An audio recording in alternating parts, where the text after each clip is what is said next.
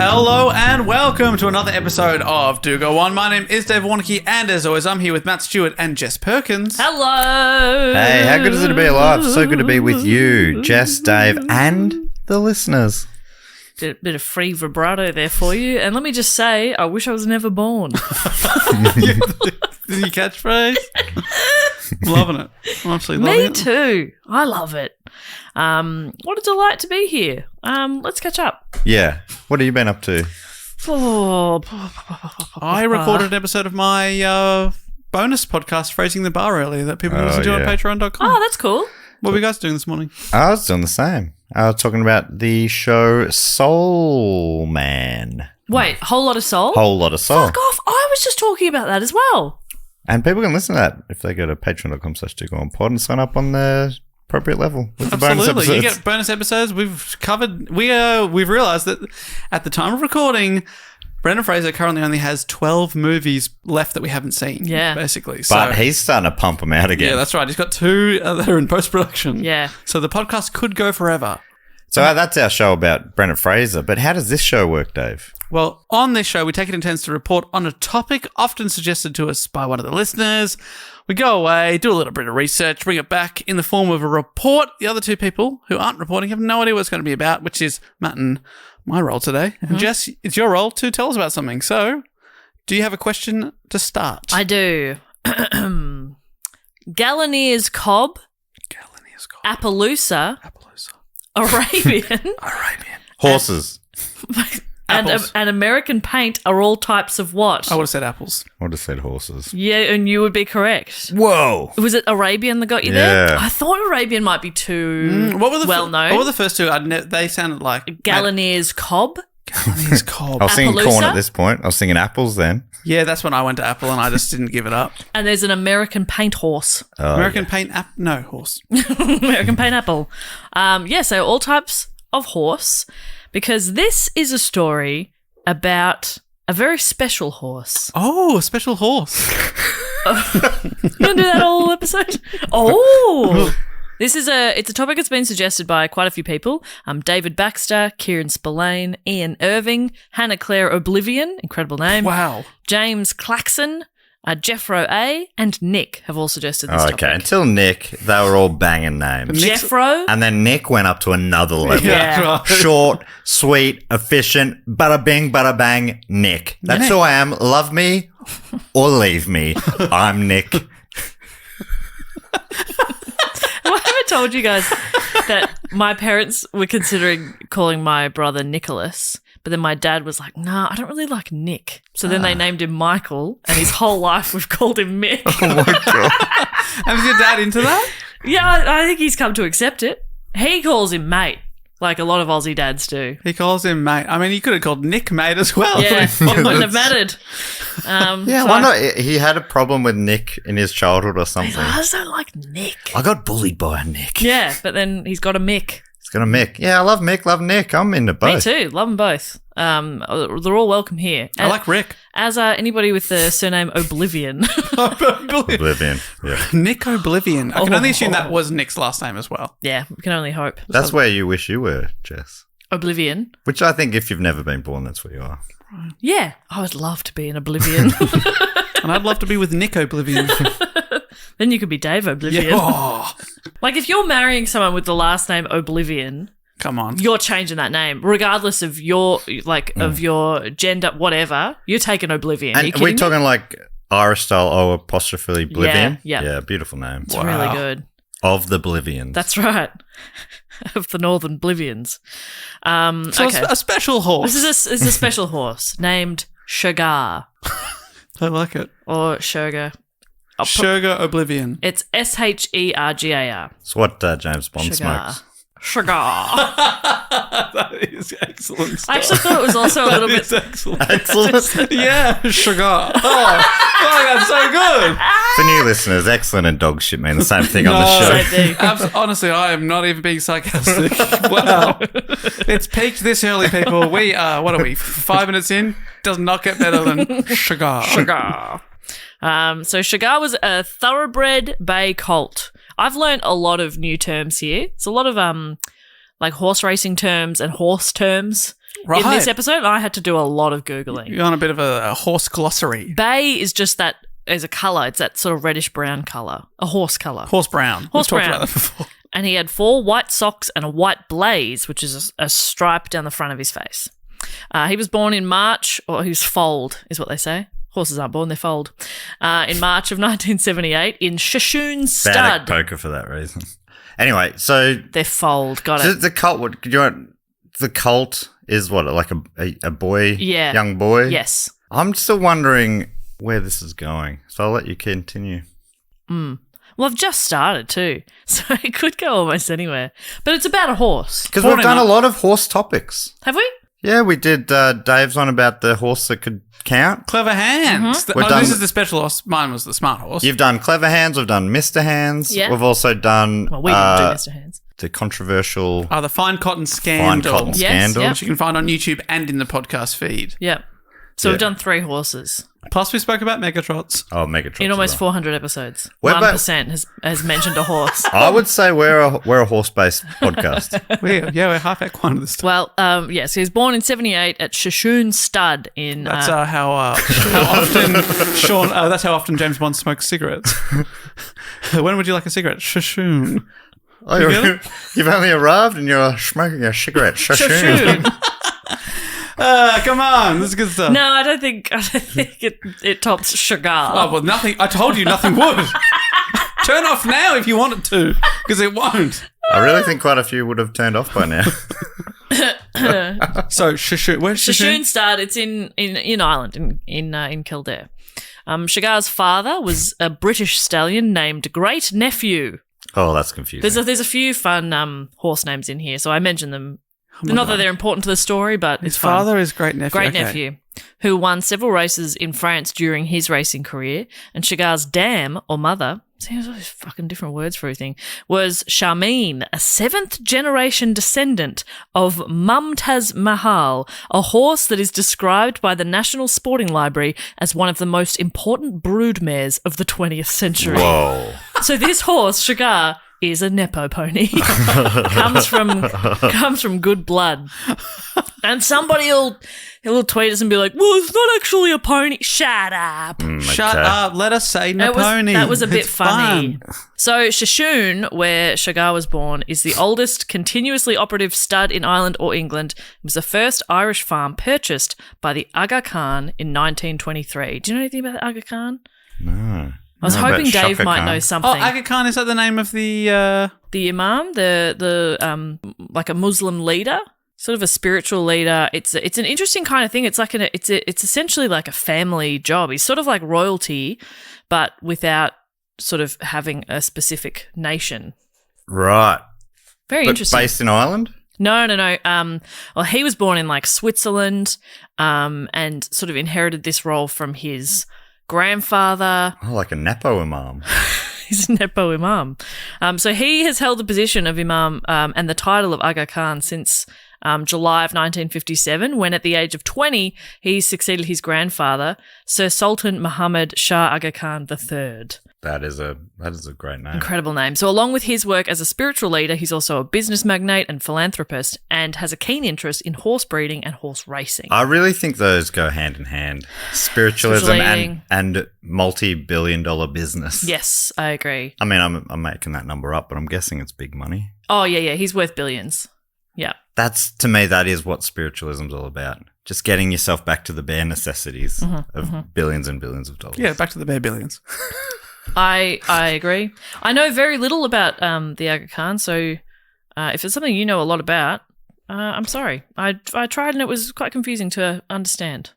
But he seems like kind of nice guy. Yeah, right. So essentially, the stud, where these horses are being born and stuff, they belong to the Aga Khan. So in 1979, Shergar was sent to England for training with trainer Michael Stout, who had a good year in 78, training 2 horses. Again, I've just mentioned their names for fun: Fair Salinia and Shangamazo. Wow. Shangamazo. There's a lot of names. Yeah. Is that all based on that stud? Maybe. Who Being knows? And both of those what was horses. it the stud called again? Oh, the stud? Shergar, Sugar. No, Shashoon. Shashoon. Shashoon. Shashoon. Oh, yes, yeah. Charmaine. So confusing. So those two, Fierce Linear and Shangamuzo, had won multiple races between them. So Stout was impressed with Shergar. He was easy to break, he had a good temperament, and he responded well to training. And so on the 19th of September 1980, Shergar ran his first race. It was the Chris Plate, which is now called the Haynes, Hansen and Clark Condition Stakes. Wow, that really Catchy. rolls Yeah. off the tongue. But so the Chris Plate. Chris good. or Crisp? Chris, K-R-I-S. Okay, who's Chris? No idea. It was named that for like 1 or 2 years, I think, and then it Chris changed. lost the title. Lester Piggott was his jockey, and the pair were the favourites on the day with odds of 11-8. I don't understand odds. I put that in there so that you could explain it to me. Well, 11-8. That's Is that good odds? 11-8 would be very. Wait, I'm trying to think if it's because you don't talk like that anymore. That's very old school, I Right. think. Because now you'd be like it'd be into the decimals and stuff instead. On the tote or whatever, it'd say like it's paying $1.10 or something. Yeah, okay. So you put $1 on, you win back $2.10 if it wins. Gotcha. But what did you just say? 11-8. 11-8. So I think that is a short price favourite, I would say. Does that clear it up, Jess? It's a short price favourite. Well, I mean, I'm assuming it's a favourite unless there's someone with shorter odds, and someone will be finding this very annoying. But 11, I could have just said they were I think it's like $1.37. Right. Like you put on $1, Yep. you'll win back $2.37. Yeah, okay. So you're not making a lot of money because it's likely to win. Yeah. And at his very first race, he won by 2.5 lengths. So it's a decent win. First ever race. A month later, he raced again, coming second, but catching the attention of the racing community. Following the race, Michael Seeley, the racing correspondent of The Times, thought Shergar's run was significant and that he was a magnificent stamp of a horse and one to watch over the following year. So through 1981, Shergar continued to race, winning races by 10 to 12 lengths, which is heaps. That seems like a lot. It's a lot. Commentating on one race, Peter Bromley informed listeners that there's only one horse in it. You need a telescope to see the rest. Daylight second. Yeah, he won that race by 10 lengths. It was the largest winning margin of any Epsom Derby. John Matthias, the jockey on the second place horse, Glint of Gold, another good name, said, "I thought I'd achieved my life's ambition. Only then did I discover there was another horse on the horizon." So he's so far ahead. But he thought the guy coming second thinks he's won. I'm winning. Oh my God. Is that Shergar in the stands at the bar? he's already drunk half a pint. He's ordered me one, which is nice, I guess, but also feels a bit like salt on the wound. Yeah. Imagine that. They go so far away, you forget about him. Yeah. You're looking across, they're doing the medal ceremony. Yeah. You're seeing it all unfold in front of you. You're still just going it as hard as you can. It's like it's happening in slow motion. They've gotten married, had kids. The horse and the jockey. The horse and the jockey. Oh, well, I was thinking a horse and a horse, but Hey. hey, Hey. who am I to judge? Who am I? Well, I think I'm in a pretty good position to judge that one. Okay. I'll say, and I'm going over your head here, Jess, bestiality is wrong. Matt, that will not age well. Okay? People will be listening back to this in 10 years and they'll be like, wow. 10 years? So ignorant. What you're saying now is already aged poorly, I would say. Me? Yeah. No, I could never age poorly. The only way's up for me. I guess. I don't know. Anyway, okay. So he's absolutely smashing it. In a racing career that spanned almost exactly 1 year, Shergar won 6 races and came second in 1. So he's just smashing it out, racing a lot, a quick rise. Yeah. His final race was the St. Leger Stakes at Doncaster on the 12th of September, 1981. 10 days before the race, a story was published in the racing newspaper Sporting Life that Shergar had not been practicing well and had become mulish. Stout stated the rumours were untrue.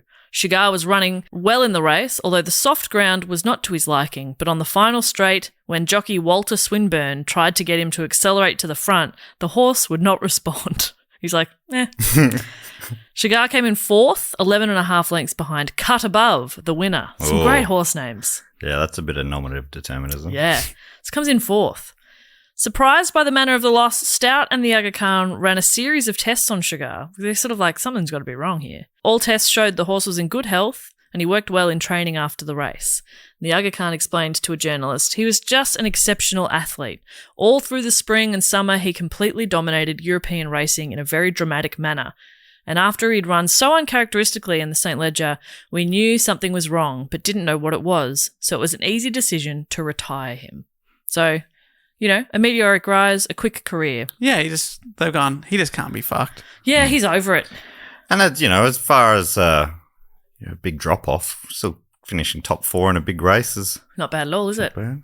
So following Shergar's Epsom Derby win, a group of US horse owners had offered $40 million to syndicate the horse. This is in 1980. Did not use the... Or 81. Realise they use the term syndicate for just spread its seed.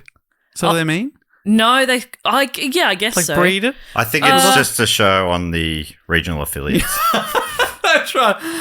Coming up after Seinfeld, Shergar. So I guess it kind of is that because the Aga Khan turned down the offer and instead decided to syndicate Shergar for $10 million at £250,000 for each of the 40 shares. It was a record price at the time. He kept 6 shares for himself and the others were sold individually to buyers from 9 countries. So he's sort of still holding a fair So it just bit. means it's like selling shares. So it's like, so you hear of sometimes like maybe a Melbourne Cup winner will be owned by a syndicate, and it might be hundreds of people who have all paid a couple of $1,000, and they get they get a 1% share or a 0.5% share or something. Syndication by he's retired, but we're going to breed this horse with all the other Which horses. I think they're going to do, but Yes. but you buy a share of that. and then you get per stud fee or whatever. Well, I that's guess right. Jess is about to explain. Yeah, my next sentence. Sorry. The shareholders had the option each year of selecting a mare to be covered, which was just to mate with Shergar, or of selling that option on. So they could also sell if somebody had a mare that they wanted to mate with Shergar, but they weren't a stakeholder could sell them that opportunity. What a strange business and What world. a weird... So you And can this say is all because their kids are going to be fast horse You runners, assume probably. so, yeah. But they've got 40 times per year, 40 bangs per year. Yeah, and the stud fees were £60,000 to £80,000 per cover, which meant that shareholders could expect to make a profit from the stud within 4 years. That's a good investment. Yeah. But what is a it? strange investment. It's Strange so investment. strange. You're investing in jizz. And You're pimping out a horse. Oh my, Yes. you absolutely are. And then being like, well, all right, you can buy my route. yeah. Yeah. I don't guess feel the like only rooting danger- the horse this year. Yeah, we didn't say it had to be with the horse. I think that was strongly No, I think, implied, yeah, sir. I think I'm going to have to write that in your contract. But I guess the danger would be that, the horse gets sick or something like that, and it doesn't even make it through 4 years, and then that's the only way you'd lose the money, I suppose. Mm-hmm. Or if early on the offspring don't seem to be doing well. They or work something, out I the don't know. horse is infertile. Yeah, they didn't realize it's a gelding, which means that it's nads lopped off. Yeah, that's right. So many names. We should have checked that. Oh, did anybody check the nads? We gotta check the nads. We didn't realise it was a giraffe. Oh, that could go straight to Hollywood though. Are they quick? Racing giraffes? Stripes As fast sequel. as a racing horse? Great Surely question. not. Great question. Well, it depends. Is it a thoroughbred giraffe? Okay, I'm going to look up top speed of a giraffe. You look up top speed Top of a speed of horse. racehorse. Top speed of giraffe. Okay. Okay, I've got It's a important. maximum. I've got a miles per hour. Have you got that? I have got a kilometres per hour, so there's no way we'll ever be able to figure this out. Okay. Oh, let me convert because I know it freaks you out. I don't get miles. I'm going to look up top speed of a zebra. Okay. Okay, let's see. Okay, so before we reveal their top speeds, who do we reckon? Zebra, giraffe, racehorse. I reckon giraffes are bloody quick. I'm going to I say think racehorse. Yeah. Just as they've got race in the name. Yeah, I think racehorse. Okay, you want to go the... And we're going K's per hour. Okay, I've got the fastest recorded race time for a thoroughbred per fantastic. Okay, Matt, you go first. Top speed of a zebra. According to San Diego zoo.org, 56 K's per hour. Ooh, That's pretty fast. quick. That's pretty fast. A giraffe, according to google.com, 60 k's per hour. 60 Whoa, k's per hour. there Okay. you Very go. close. What about a racehorse? Racehorse, according to horseandrider.com, Okay, which I yes. trust with my life. Yes, as you should. Fastest recorded time for a thoroughbred is 70 kilometers per Yes! hour. I was right. I knew it would But be a it's in racehorse. it's in the ballpark, and they're that's all- the fastest ever. Yeah, totally. They're all very, so A giraffe's gone 60 k's an hour. and zebra is Zebra's 56, but that's like just your average zebra. incredible. So I think Wow. Racing Stripes was that based on a true story? I hope so. Hey, happy to be wrong, but I And think if we've it all wasn't, it's going to inspire our Yes. true story. we've all learned something here today. So the horse is retired, and the Aga Khan decides to keep him at a stud in Kildare at Ballymoney. I'm saying that wrong. I'm so sorry. This is from Wikipedia, a great horse racing website I found, wikipedia.org. The W's for whipping horses. That's correct. Which is outdated. Yeah. Or they still do that overseas? Australia, they've pretty much They stopped don't whip that. him anymore? They made the whips really soft, and they're only allowed to whip them a couple times. Wow. Okay. That's weird. Just make none of them be able to whip. Then Yeah. they're all equal. So this is from Wiki. He arrived in October of 1981 and was paraded down the main street of Newbridge. Milton Toby, the writer on Thoroughbred Racing and Equine Law, judges Shergar to have been a national hero in Ireland, one of the most recognisable sports personalities, horse or human, in Ireland. Wow. What year is this National again? hero, 1981. Right. A horse is a national hero. I'm still curious. Is this just an episode about this horse that was really good at running, or is there some wild twist coming up where it turns out it's a giraffe or something like that? Sorry if I spoiled it. Fucking ruin everything, and I hate you. It ends up, No, man, it's having a just second career on Wall Street. a story about a really fast horse. I believe it was pitched as special horse, which I'm wondering what that could mean. Well, it's special speed. Yeah, I just meant like a really fast horse. Faster than a giraffe. You guys always want something like different and interesting and crazy to happen, but like sometimes fact is crazier than fiction. Yeah. You know what I mean? yeah. And this horse was crazy fast. Yeah. Okay. Faster than anyone could imagine in fiction. No one could imagine a faster No one horse. could imagine. So he's made a return back to Ireland. He's an absolute hero. The following year, 1982, was Shergar's only rutting season. That's Fuckfest 3000, baby. Oh, it only had one rut fest. Yeah. He mated with 44 mares. 36 of them became pregnant. What a guy. 44. Whoa. 36 successful. So that's a pretty good hit rate. That is a really good hit rate. He's fertile, has got balls. 17 colts and 19 fillies were born. 3 of them won group races in later years. So he did have, some pretty good genes he passed down. How many won group races? 3 of them? 3 of them. So, 3 out of 36. Pretty Yeah. good. It's almost 10%. There's part of me is wondering, he really fell off a cliff here. Has it been swapped over for a giraffe? I know you're looking at me like, drop the giraffe thing, but I just think a giraffe plays into this somehow. Okay. And that would make sense why it's such a small percent. Like, because I think if a giraffe mated with, 36 or 44 mares, you're not going to get they're not all going to get pregnant. It's going to be lower than that because I don't think giraffes and horses generally have babies. And that's why it's only 36 out of 44. So I'm thinking they've switched it out for a giraffe before its final race. The giraffe Which- maths add up. Which says it's slightly less Yeah, fast. but still Finishes fast. fourth. Not fourth, yeah. Yeah. So the giraffe probably would finish fourth. Yeah. So I think that maybe is what's happened here. Zebra Okay. was fifth. It was a very strange race. And look, we're going to need to edit all this out because you're spoiling the big surprise. Sorry. Sorry. I could have picked any animal and I said giraffe. Idiot. At the start of February 1983, Shergar's second stud season was about to begin, and he was in high demand and had a full book of 55 mares to cover. He was expected to earn £1 million Ooh. for the season. £1 million for £1 million. Yeah. 54 pounds. That's pretty good. He was very efficient. Really? One and pound. One and done. Done. Next. Done. Next. Line 'em up. So he's heading into his Bop, bop, bop, bop, bop, bop, bop, bop. They're playing popcorn.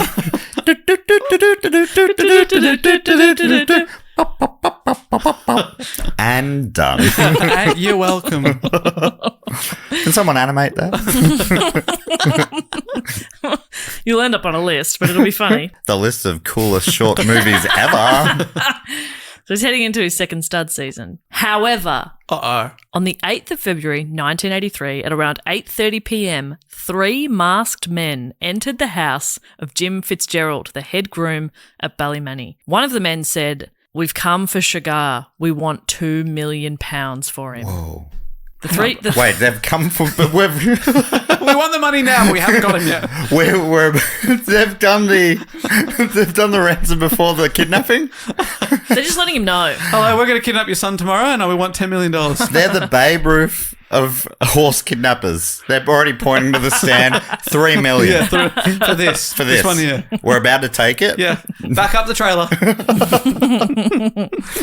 The three men who entered his home were just a part of a larger group. Resources say it was between 6 and 9 men in total. Fitzgerald's family were locked into a room while he was taken at gunpoint out to Shergar's stable and told to put the horse in the back of a trailer. A horse trailer, not just like one they've rented from Bunnings. Just a horse standing there. Yeah, from Bunnings. The courtesy trailer. What a beautiful service. A horse standing on it. A horse standing on top of a lawnmower. They haven't dropped off what they actually bought from Bunnings. I mean, we were going this way anyway. I just thought it's easier. Shergar was driven away in the trailer and Fitzgerald was shoved into a van. He was made to lie on the floor of the van and his face was covered. And he was driven around for 4 hours before being let out of the van near Kilcock, about 20 miles or 32 k's away from Ballymoney. He was told not to contact police or his family would be killed. Ooh. That is scary. So he's dumped in the middle of nowhere. He Oh, walked. a bit rough on Kilcock. He's near Kilcock. Okay. He's not in Kilcock. He's not in the city centre. He's like, I'm in the middle of fucking nowhere. Because I know that our listeners in Kilcock would be like, Jess, come please, on. Yeah. come on. Come on. We got some beautiful sights and sounds. In Kilcock. Yeah. What do you think we're named after? Yeah. It's lovely. It's a lovely spot. Lovely. It's probably Killock, but it's funny. Come on. Come on. There's a comedy pronunciation and then there's Killock. Yeah. So Fitzgerald walked onto the next village and called his brother to pick him up. On arrival back at Ballymoney, he rang Ghislaine Drion, the manager of Aga Khan's Irish studs, to inform him of the theft and urged him not to call police because of the threats that had been made. Drion attempted to reach the Aga Khan in Switzerland to inform him, then rang Stan Cosgrove, Shergar's vet, who was also a shareholder. Cosgrove contacted a retired army captain, Sean Berry, who was a manager of the Irish Thoroughbred Breeders Association. Berry contacted Alan Dukes, a friend of his who was serving as the Minister for Finance, who suggested that Berry speak to Michael Noonan, the Minister for Justice. Imagine what the message is by the end of this. Oh, it's ridiculous. Noonan and Dukes told him, Sean Connery needs someone to smoke. Shergar. Noonan and Dukes told him to call the Garda, the police. So they did all that to get back to just call the It cops, keeps mate. going. By 4 a.m., Drion had managed to contact the Aga Khan, who told him to phone the Garda straight away. The force were then contacted, but it was 8 hours after Shergar had been stolen and any possible trail had already gone cold. It took 6 men and 8 hours to decide to call the police. I love how the Aga Khan is like, oh, they're threatening, oh, your family. Call the cops. Oh, that's fine. That's fine. All right, call the cops. Why'd you call me? Call the Yeah, cops. call the cops. What am I, the cops? Am I the Garda? Yeah. What are they going to do? Oh, kill your family? Yeah, call the cops. Call the Yeah, cops. yeah, we're talking about a horse here. Yeah. Okay, my horse. My My horse. horse. Let's call the cops. Yeah. That horse is going to make £1 million from fucking. And I'm a billionaire. Okay. So it's nearly nothing to me. But I like a little extra on the pile. But the only thing worth less than nothing to me is your family. As your dog shit children. I've seen their artwork on your desk. They suck. So, okay, you suspected something was happening. Did you think horse napping? No, I was thinking it was going to be maybe. It was interesting that the quality of the run dropped off so quick. Mm-hmm. I thought maybe there would be a switch or something. Yeah. But Because you're thinking fine cotton. yeah, I think I had fine cotton on the brain. Yeah. Yeah, you've got cotton on the brain, all right, mate? Not much happening upstairs. Cotton wool up there. You know what I mean? Yeah. He's an idiot. Call me fine Cotton Eye Joe over here. Yep, that's what almost- that's something. no, that's exactly what I was saying. Edit that bit out. Nah. So the very first contact that the thieves made after the horse napping was the same night that they'd taken Shergar. Jeremy Maxwell, a horse trainer in Northern Ireland, received a phone call demanding £40,000, although this figure was later raised to £52,000. They'd also said when they got Fitzgerald, they said we want $2 million. So it's very confusing. No, we want 40,000. Actually, 2 inflation million. is a lot. 52. No, sorry, I've miscalculated. I want £2 million. Just to be safe. Maxwell was told that negotiations would only be with 3 British horse racing journalists. They're like, we will only talk with these 3 journalists. Derek Thompson and John Oaksey of ITV and Peter Campling from The Sun. That's weird. That's we a will weird demand. only negotiate with these journalists. Are these just horse racing fans who want to meet their idols? God. Oh, I really want to meet those guys from You're ITV. going the long way around here. Yeah. Just rock up at their work. Yeah. Like a normal person. Don't do that. Who are the Australian equivalents? You know, Bruce our McAvaney. famous Bruce Oh McAvaney. yes, of course, Bruce. I Loves. can't remember racing. like a sporting event that hasn't had Bruce McAvaney. What about Peter Donegan? I have no idea who that is. Fantastic horseman. Peter Donegan, great work out on the track, Peter. Yeah. What about what some of the old 12th man Kenny Callender? What about Kenny Callender? Yeah. Get Kenny in. Yep. There's our 3. There's our 3. Great. I mostly want Bruce. From an article from the BBC, it's a bloody great article. It says, Thompson says he got a call at 3 a.m. asking if he was willing to go to Belfast. He checked with his bosses at Thames TV and was on board the plane that afternoon along with his 2 colleagues and a camera crew. He said the scene that greeted him at Belfast Airport was incredible. It was like being a film star. There were cameras all around. The news of a lead in the search for the equine superstar had spread. About 100 cameramen and journalists were in or outside the Europa Hotel as Thompson and his co-negotiators arrived. That's where they were told to meet, which apparently was that hotel, the Europa Hotel, I think, was bombed several times during the Troubles. So it had like it was a significant kind of place, and it was known and potentially didn't feel very safe. So they arrived there. Thompson said he was trying to push his way through the press pack when a voice from reception said, "Mr. Thompson, would you pick up the hotel phone?" At the other end of the line was a voice Thompson described as cold, chilling. It gave the agreed code word, Arkle, the name of a famous Irish steeplechaser, and then warned Thompson, "We're watching you from across the road." Wow. Can I just ask the man of 1,000 noises, what would a cold, chilling voice saying Arkle, what does that sound like? Just Irish to as well. recreate?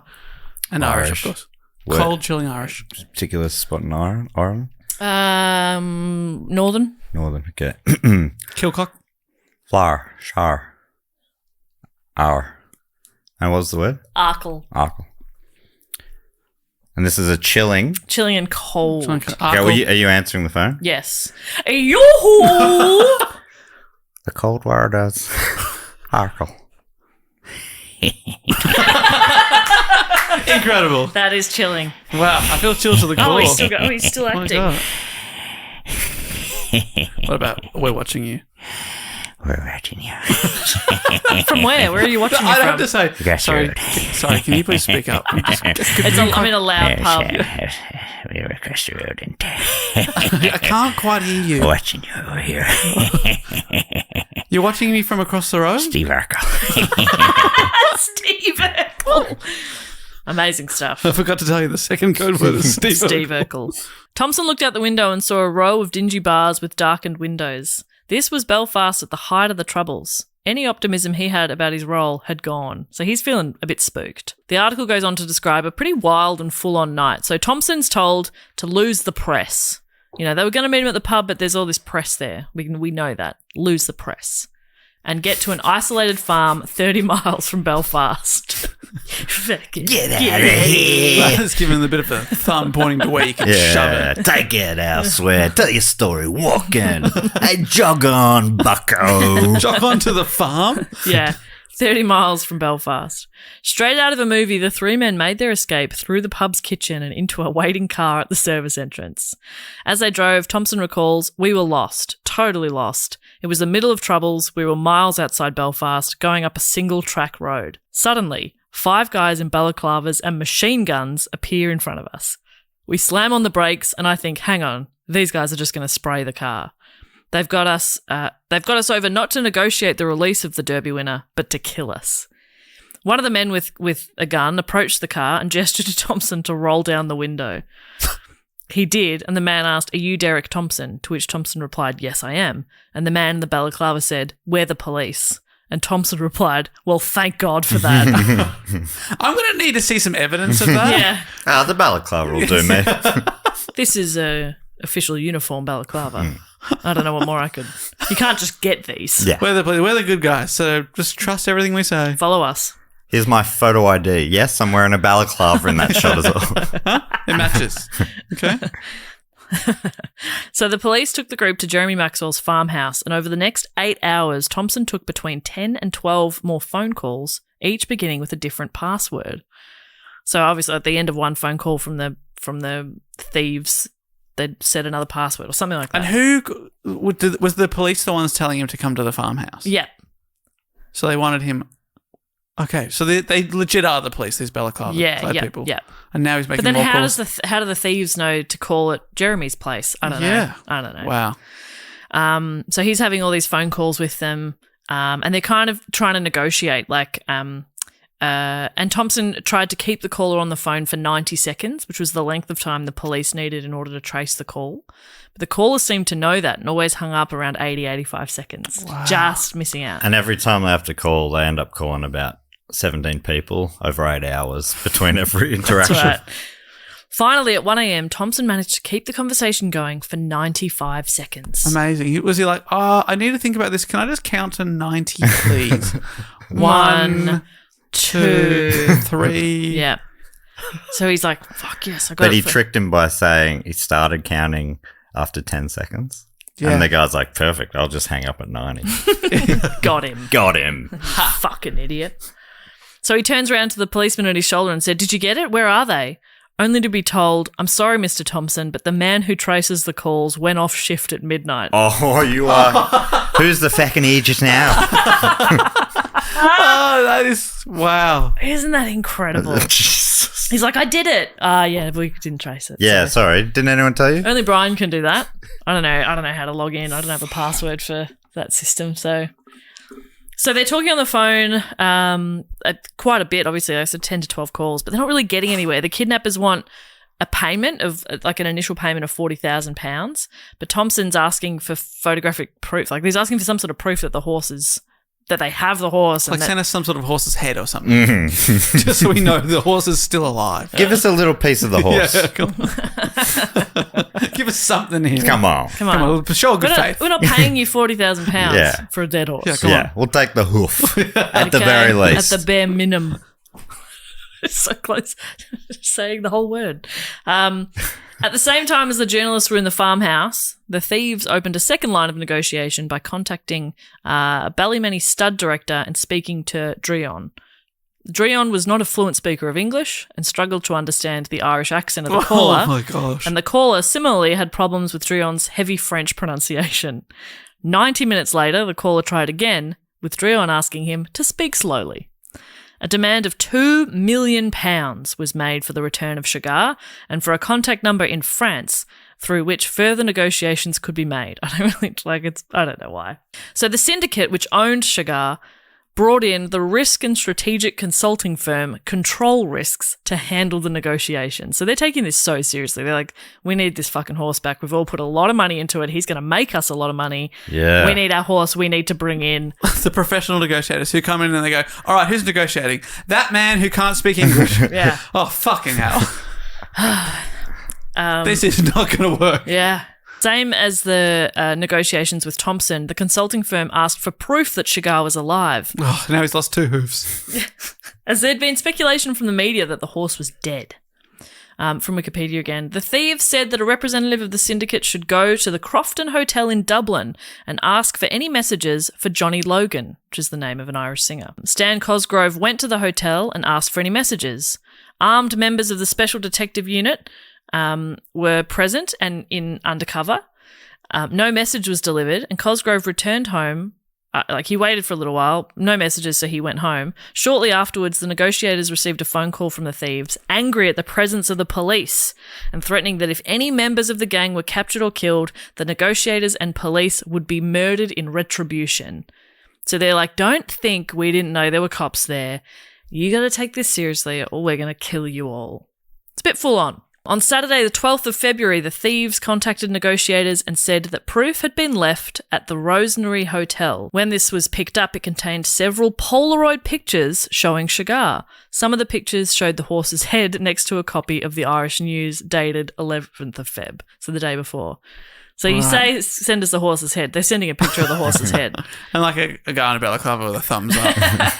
It's all good. It's fine. We got this. Got him an apple. He's happy. Yeah, he's really happy. Cosgrove saw the photograph and confirmed that it definitely was him, although he added it wasn't proof that the horse was alive. At that point, you'd want to get much more definitive evidence. If you'd seen the complete horse, it would have been different, but this was just the head. Right. You want the complete horse. You want the whole horse. You should be able to tell from the eyes if it looks alive or Yeah, not. True.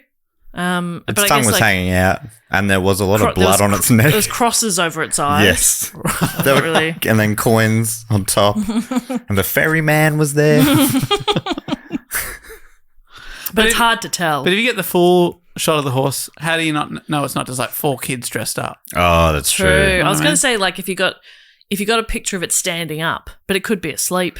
Yes. But that doesn't mean it's dead. Yes. Oh, it's tough. It was a very famous horse then as well. So there were already Halloween costumes and stuff. Very You lifelike. could easily dress up like Yeah. Shergar, Yeah. the number one must have costume from the previous yeah. Chuck on Halloween. 4 socks. You're Shergar, baby. Shergar.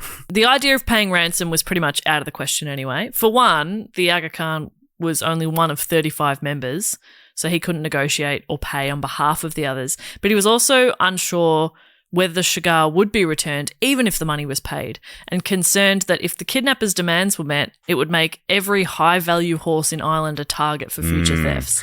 Sets a precedent. You imagine he's got that in his wallet, probably a couple of million. Yeah. But yeah, the precedent's what he's worried about. Yeah, and then some people disagreed. Like there were some people, members of the syndicate, that were like, you know, if this was a child, we'd pay. And they're like, yep. Yeah, but this It's isn't. not a child. Show me a child that can make $1 million in one season. Yeah. Oh, wait. I can't. Can't. Especially doing what Shergar was supposed to do. Maybe That's Shirley really- Temple in Shirley her Temple, but heyday. she's grown up. Okay? Let her go. She's not a child. Let it go, man. Current day. I don't know if I could name a current day child star. Is Haley is Frankie Joel Osment. Muniz still? I think yours is slightly more current than mine, but only by about 3 years. Macaulay Culkin. Yeah, okay. okay. Macaulay What's up Macaulay to? up to? Hey, what about the whole Culkin crew?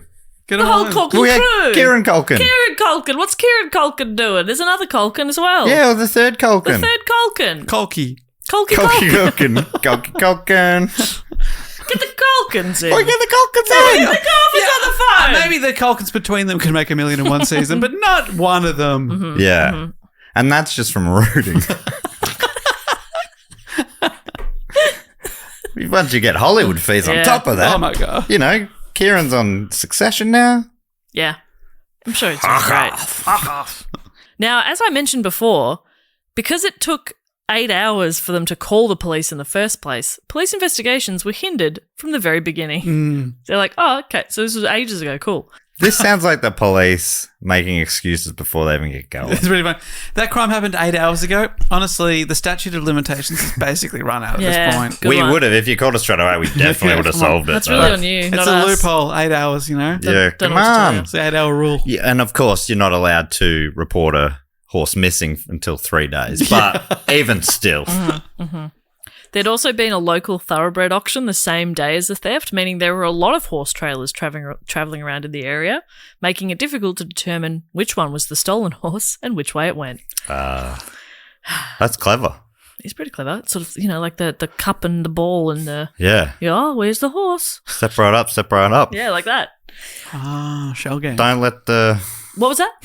A shell game. A shell game. shell game, I another just heard- horse. I That was heard his you- brother. I heard you go, shell game. Oh, shell game. Yeah.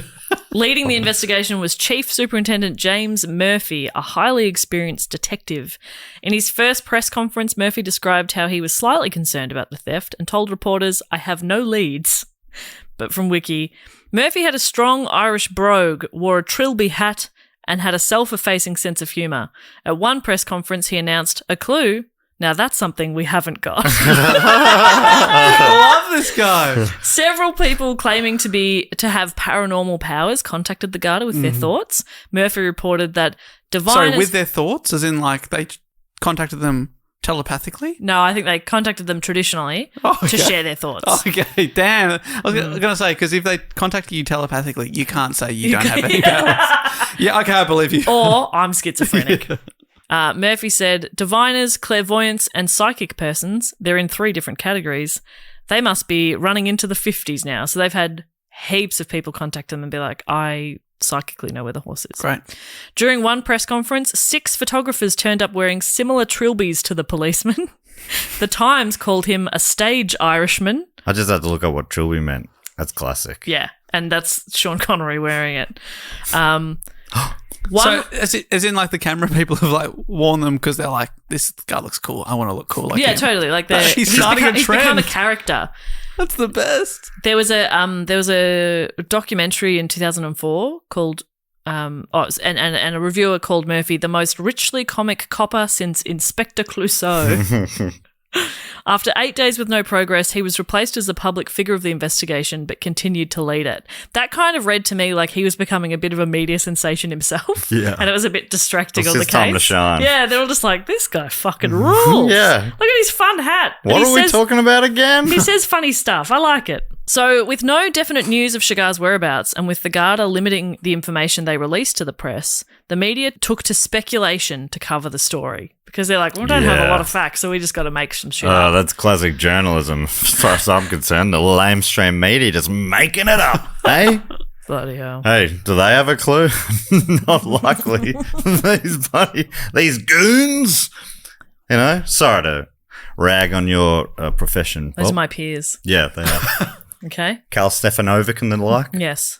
Who's your hero in the journalist world? Oh, probably Sandra Sully. Sandra Sully, yeah. Great. With the late news, that sounds Tracy about right. Grimshaw. Oh, A yeah. Current Affair. Yes. Yes, the Grimshaw. Or the Grim Reaper. Yeah. Nothing current about that affair.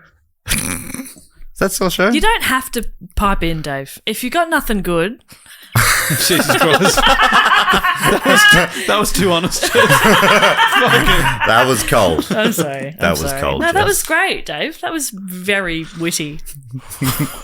How I saved it Go or on no? about that affair. That's good banter. I don't know if you even heard Matt, late news, that'd be right. That was good stuff. I don't really get it.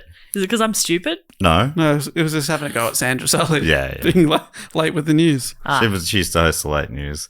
There have been a few group chats where someone's nickname's been changed to Sandra Sully because they've come in with a little bit of story or gossip or something that someone had said like Yep. half an hour earlier. Yep. A little bit of like in a footy chat, like, oh, it looks like someone Kerno's been suspended or something. And then someone else comes and said their nickname's about to be Sandra Sully.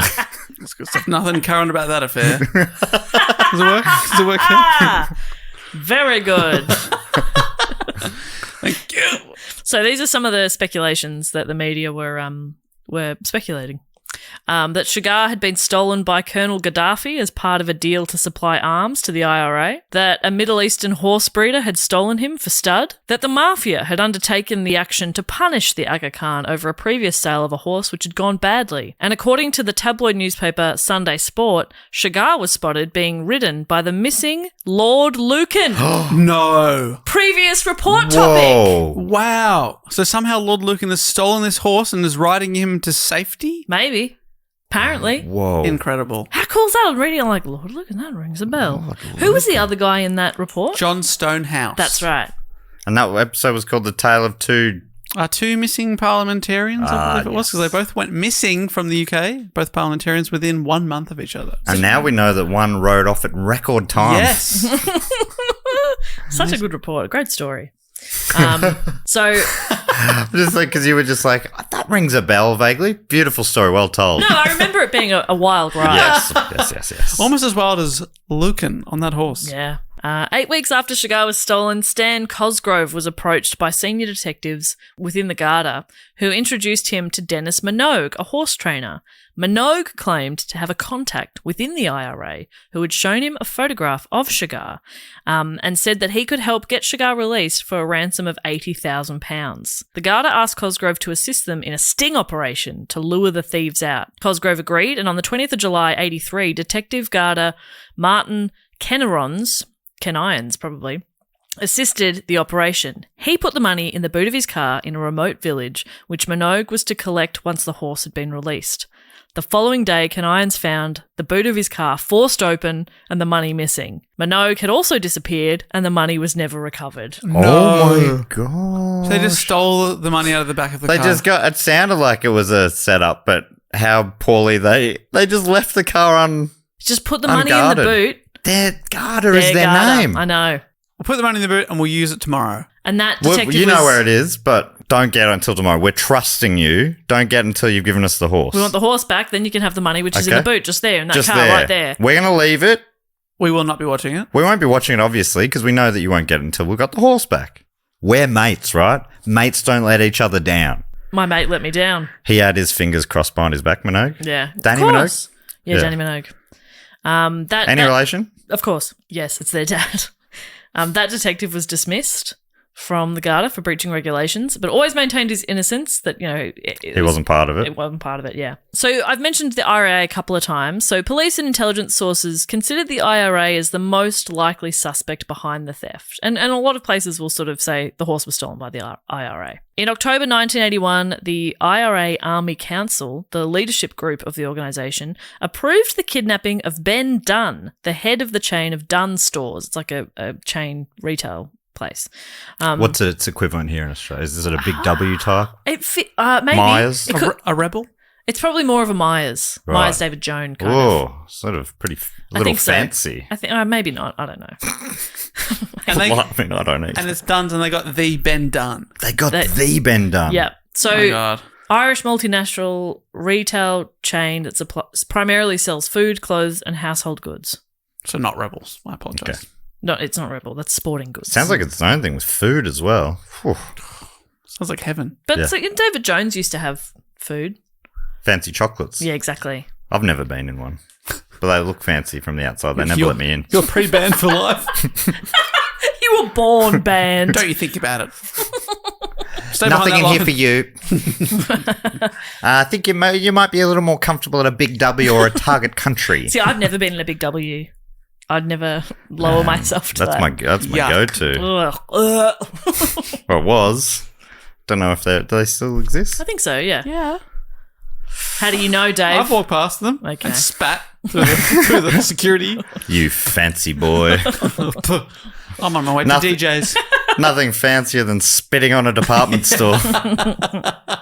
You probably wouldn't even know how to spit, would you, pleb?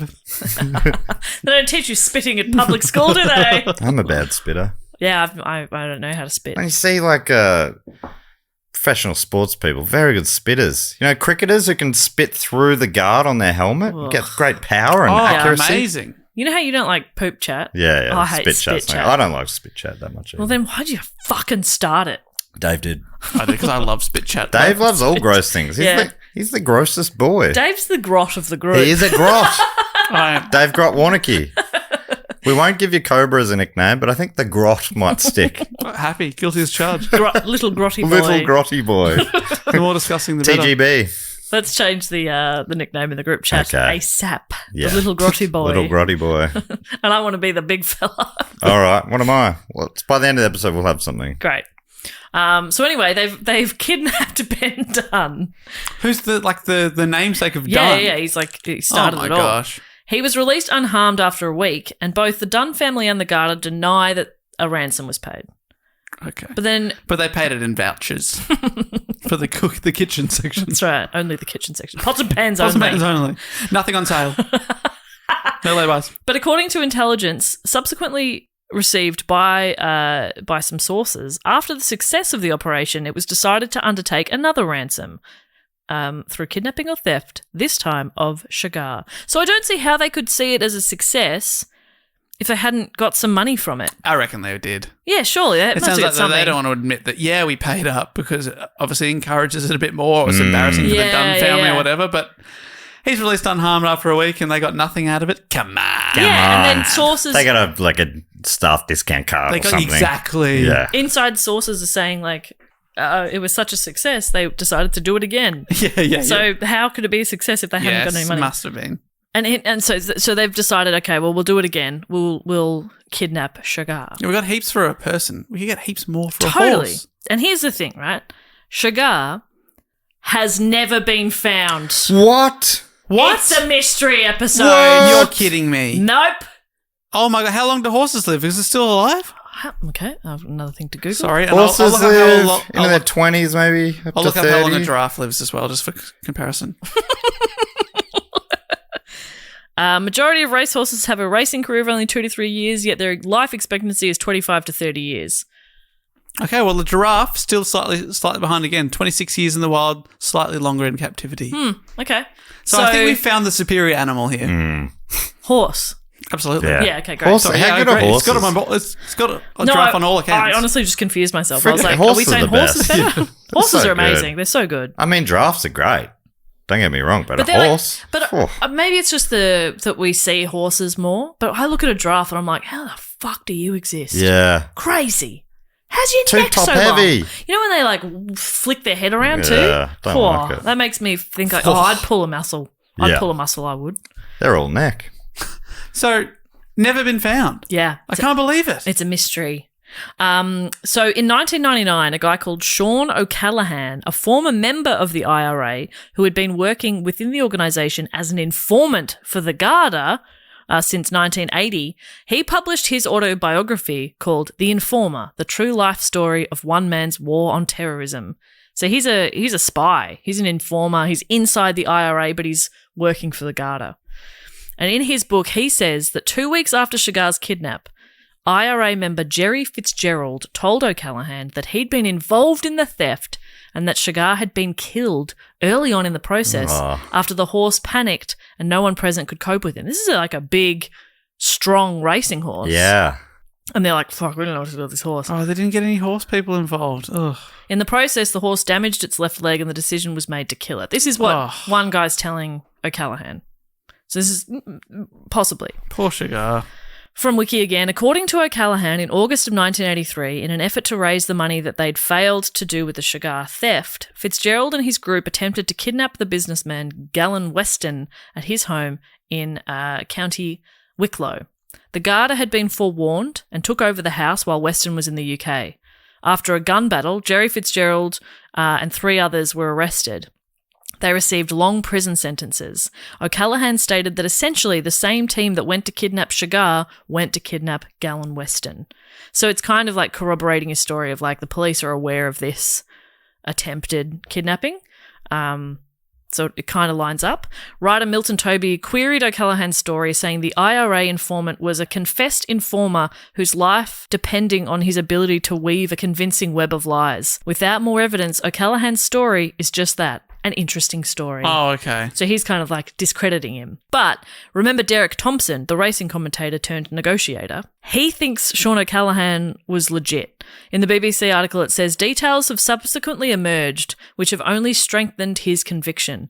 A password that he had never revealed was included in the book written by Sean O'Callaghan, who claimed the organisation had planned and committed the theft. So Thompson has like never told anybody one of these passwords, and Sean O'Callaghan mentions that as a password. And he's like, well, how would he know that if he's not like somehow not involved, but if he wasn't in those conversations. Exactly right. In 2008, a special investigation by the Sunday Telegraph obtained information from another IRA member who said that O'Callaghan had not been told the full story because the gang was so embarrassed by what happened. And this is what they say happened. A vet that the IRA had arranged to look after Shergar didn't turn up because his wife threatened to leave him if he did. And again, I got it. Wives, am I right? Oh my God, they ruin everything. Everything. Once the IRA realised that the Aga Khan was not going to pay, the Army Council ordered the horse to be released. But believing they were under close surveillance, it wasn't safe to release the horse without incriminating themselves, so they killed the horse instead. That's another sort of version of events. But we still don't have the answers, and people still speculate what happened to Shergar. No body has ever been found, and people speculate where he could be. O'Callaghan said that as far as he knew, the remains had been buried on a farm of an IRA veteran from the 1940s. Derek Thompson believes the kidnappers took Shergar to the south coast of Ireland and, following the incident, dumped his body in the sea. He has no evidence to support that theory, but says it would at least explain the lack of a corpse. Yes. But there's also been like people have, been digging stuff up and found like horse remains, and people go, could it be Shergar? But He's like, I got no evidence of this, but that's what I reckon. It kind of work. Yeah, you can't yeah. deny it would work if they'd lit a big bonfire, or they'd pushed him off a cliff, or he'd been in a pond somewhere. I mean, it works out. It makes sense. Just if you think about it, it makes sense. Let's drain the oceans. Just in case. Just in Just case. in case. There's a bit of a legacy as well. In 99, in honour of Shergar, the Shergar Cup was inaugurated at Goodwood Racecourse in West Sussex. It was later moved to Ascot Racecourse and is a competition between 4 teams: Great Britain and Ireland, Europe, the rest of the world, and an all-women team. Okay. The winners of the competition are presented with a trophy showing Shergar, and this was donated by the Aga Khan. And finally, it's been turned into a few, there's lots of documentaries about it. There's a few Racing Stripes. We Bought a Zoo is also about it loosely. Jack and Mary wrote a porno. That's right. That's based on Shergar. People don't know that. So that's a great bit of movie trivia you had there, Matt. Thank you. But the theft was also dramatised as the film Shergar, directed by Dennis Lewiston and starring Ian Holm, Bilbo frickin' Baggins, and Mickey Rourke. And who was Mickey playing? An Irish person, let me front tell end you of that. the horse. Okay.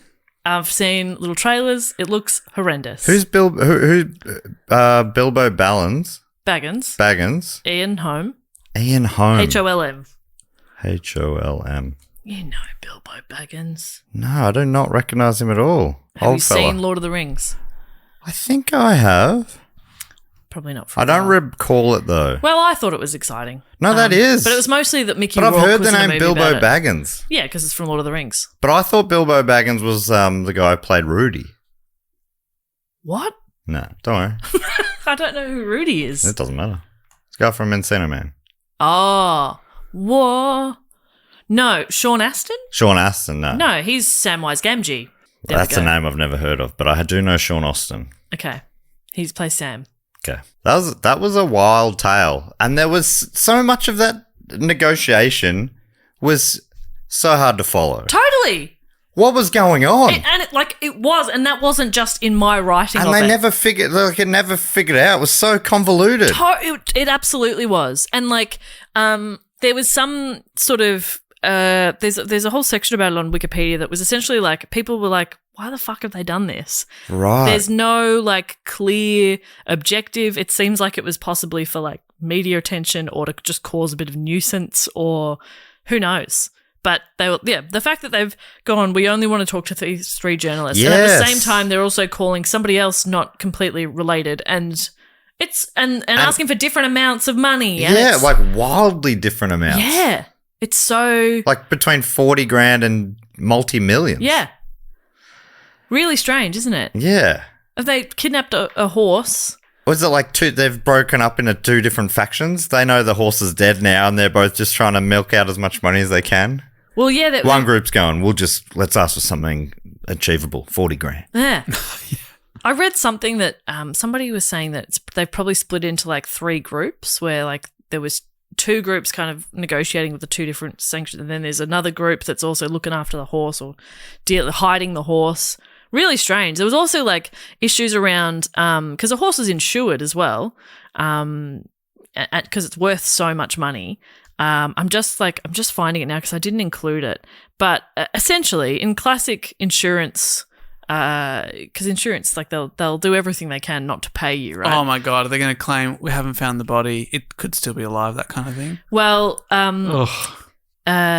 the insurance with Lloyd's of London observed that while theft was clear-cut, the demand of a ransom meant that the action was considered extortion rather than theft, which meant the mortality and theft policies did not have to be paid out. So they're like, well, this is extortion, not theft. So we don't have to pay you anything. I think I love a loophole. They definitely got some insurance money, but definitely not all that they maybe thought they were. Well, they were making money out of a horse rooting. Yeah. So, Yep. maybe take a moment and think about what you're doing. Yeah, I didn't feel Do that you feel bad. comfortable with this? Making millions of dollars out of some horse rooting? Just think about it. It's a bit weird. Just think about it. That's all we're asking. Just have a think. Yeah, okay. Now we've had to think about it. I can say that I was confused because Bilbo Baggins was also played by Martin Freeman.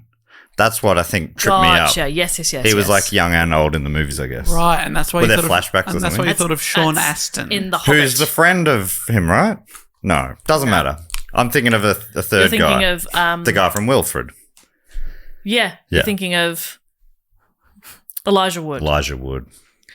Okay, Exactly. but I'm glad we got there eventually. Because I imagine people were yelling at their iPods. Anyway, does that bring us to the end of the report of Yes, it Fantastic does. and That's Wild great. Tale? I've never heard of it. Me either. I love one I've never heard of. I know a genuine surprise when you say it's a mystery. I didn't see it coming. Yeah. I grew up loving horse racing, and I've slipped out of it a bit, but still, I just fucking love those horses. They're such beautiful animals. And it is. I get why people love it. Just watching them run is pretty awesome. But yeah. Anyhow, that brings us to everyone's favourite section of the show where we get to thank some of our fantastic Patreon supporters. Before we get to that, Dave, I just brought in a little package. Do you mind opening that up? It's from our friend James. Get that. Oh. Oh my goodness, is this what I think it is? I don't know, but I think it could be. Well, I'm thinking it is a Do Ghost on Beer. That's right. And that's what the label is saying. Fantastic. James is the official Do Go On podcast brewer. Yes. And this is the second batch. Second batch. Have you seen on the side here? There's a question. Have you read this before? No. We'll see if you can get this. This is what James's beer says on the side. It says, as always, to get us onto a topic, let's start with a question. In the US, what cocktail do Americans celebrate on the 10th of July? 10th of July. 10th of July. It's a Because the cocktail. 4th of July is probably some sort of red, white, and blue cocktail. Because So purple. they've got a distinctive flag over there that's red, white, and blue. They're the only ones. The answer is very close to my heart and my taste buds. Pie. Cherry pie. Do apple you pie. like pina colada? The answer- Pina colada pie. The answer is pina coladas. Pina colada. This is this is a pina colada Do Goes On. That's oh, wow. It says just a little Christmas pina colada sour made with pineapple, lime, and coconut to help say, how good is life? And that might give you a little hint as how long it took me to deliver those to you. It's the end of April I now. picked them up off James from Bodrigi, where he's one of the brewers there, which is a great pub in brewery in Melbourne. Do yourself a favour. But I picked them up before Christmas. And I forget every time I see you two, I'm like, damn it. Weekly. Yes. And there's a little asterisk here saying best drunk while in international waters. Oh, fantastic. Okay. Let's I get love on it. a barge. On a and crack a few barge. open. Thank you so much, James. Thank you, love it. What a legend. But now we've got to thank some of our fantastic Patreon supporters. You can get involved if you get along to patreon.com/DoGoOnPod. There's a bunch of different levels, different rewards. You can get bonus episodes. You get access to the nicest corner of the internet, the Do Go On Patreon Facebook group. You also get to vote on topics. Like Jess's topic today was voted on by the listeners, I believe. Yep, And that is right. you get a Christmas card on certain levels. It depends. There's lots of different stuff. Anyhow, Something for everyone. one of the things we like to do is called the Fact Quote or Question section. If you sign up on the Sydney Scheinberg level, you get involved in this. This actually has a little jingle that goes something like this. Fact, quote, or question. She always remembers the ding. She always remembers that she loves to sing. And the way it works is you get to give us a fact, quote, or question, or brag, or suggestion, or really whatever you like. You also get to give yourself a title. I read 4 out each week, and I don't read them until I read them. And here's the first one. It comes from Katie Clays, a.k.a. CEO, brackets, charismatic, egotistical overlord. Cult leader. Close Got brackets. my vote.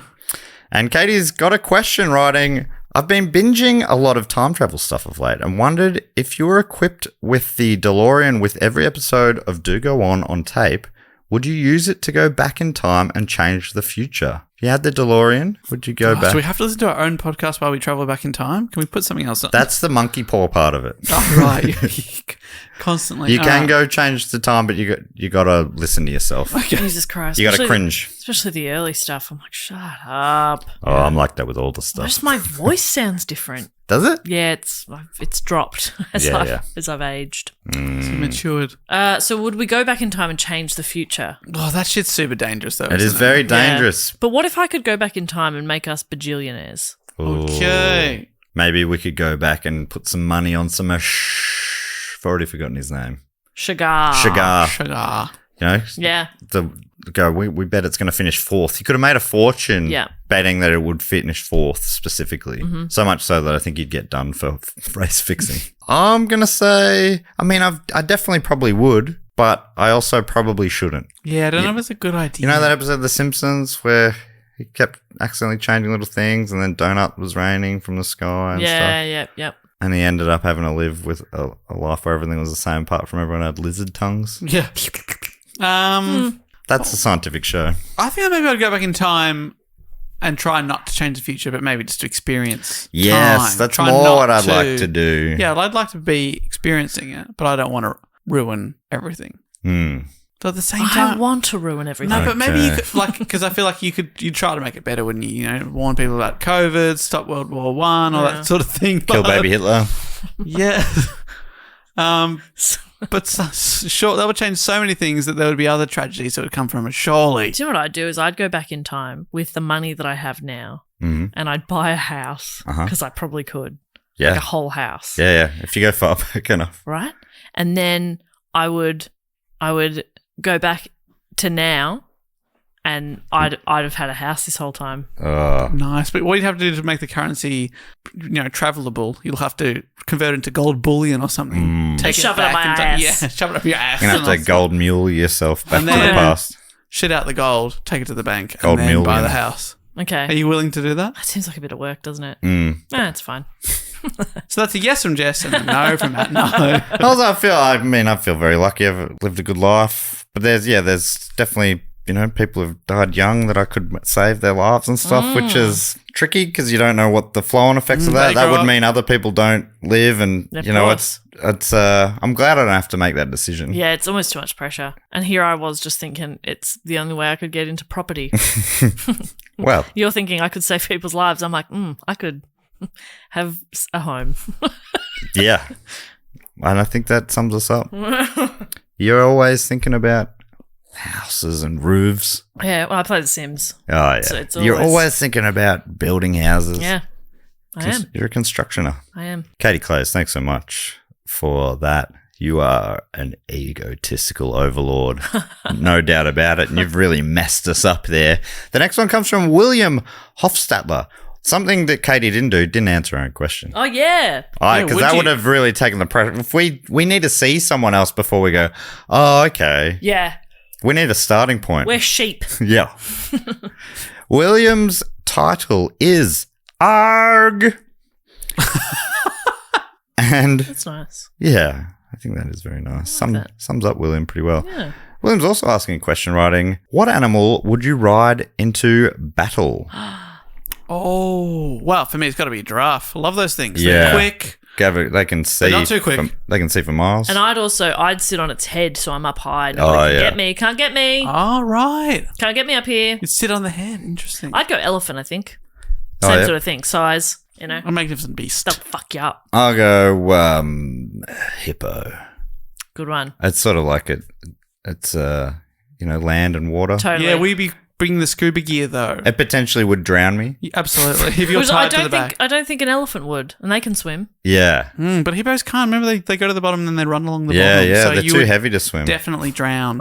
What about a rhino? They've also got that horn. I think you could win with a rhino. Or a wombat. William says, personally, I would choose goose. Oh, fantastic choice. You'll die quickly. Yeah, very, very quickly. But it'll be really cute in the meantime. Are we talking about Goose the dog? I assume so. Oh, okay. Fantastic. He didn't say a goose, Yeah. or he just said goose. Yeah, he just said I would choose goose with a capital G. So I think that's the animal. That's the dog It was goose. still on Goose. But honestly, you put anything on top of goose, and he has a little meltdown. So Yeah. Crumbles. he'll flick you off real quick, and then he'll run into battle, and because he'll want to say hello to everybody, and then they'll kill him very quickly. Hello, knight and chiming on it. Oh, God. Oh yeah, he's done. So we're going in with a giraffe, an elephant, and a rhino. yeah. Yes. Fantastic. I think we're going to look great. I think Yeah. we look Well, I think fantastic Next to as we Goose. get slaughtered. Is it and us three versus Goose or God? I guess so. Good luck to you, goose. I was thinking William would be with us. Yeah, great. And- with us and- or against us? And everyone else would see us and they go, whoa, whoa, whoa. Can't we talk about a peaceful solution? And we say, of course we can. That's what we wanted in the first place. Yeah.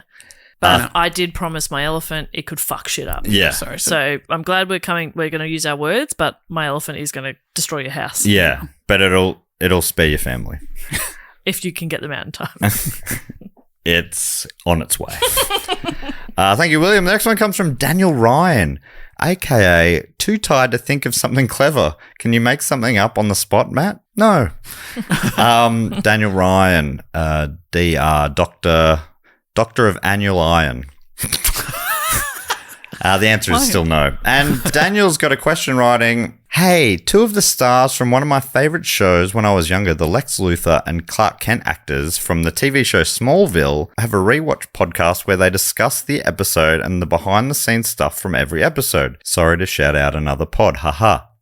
How dare you, Daniel. Haha. And my question is this. If you could co-host a rewatch podcast with the stars of a show, which show would you choose? If Matt wants, I'll allow him to rewatch Saints games and have players of the game on. Oh, That's not bad. that's not bad. Daniel's got an answer. Do you want to hear it? Sure. Yes, please. Yes, please. My choice would probably be Supernatural. I think the stories behind that show would be fun to talk about with the actors. Thanks, and keep up what you do. Daniel Ryan, you keep up what you do. I think that I don't know what I would do. Yeah. I would host a rewatch podcast with Bob Franklin, and we would watch the episode of The Librarians that I was in when I had one line, Oh, yeah, great. and that would be the only episode. What we was your discussed. line? I don't think I've seen that. Matt will enjoy this. Do you think it's the same in Back to the Future Part 2? Thank you. That's a great line. Wow. And What scene. was your role?